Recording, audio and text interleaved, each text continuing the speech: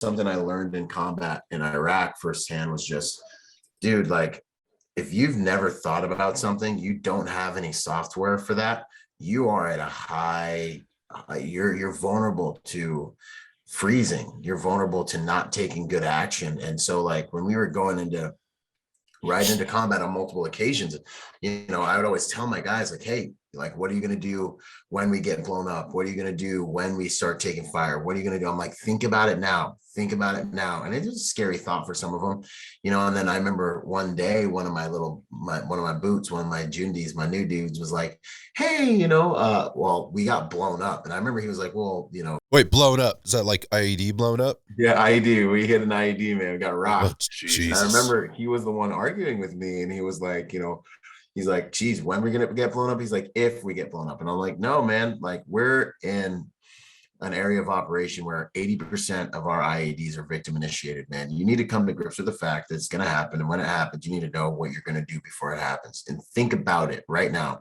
play it out in your head. And so I'm playing out these scenarios constantly where I'm going, and it's not a paranoia thing. It's not like a fearful thing. What ends up happening is I feel prepared. You're strength in that. There's strength in that. Yeah, like, okay, cool. Like if the worst thing happens in this room, I'm sitting here, I can do this, I can get my family through there, and we can go take this route. Boom. Okay. Now let's have dinner, and it's like, I feel great actually. But for having gone over that in my head, and after we did get blown up, I've been in 5 IEDs.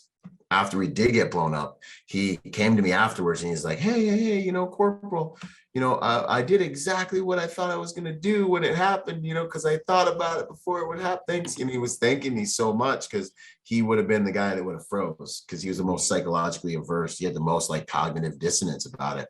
And I was just like, awesome. And then for me too, I was like, this is the way to help people really get the software they need written before they have to use it in real time.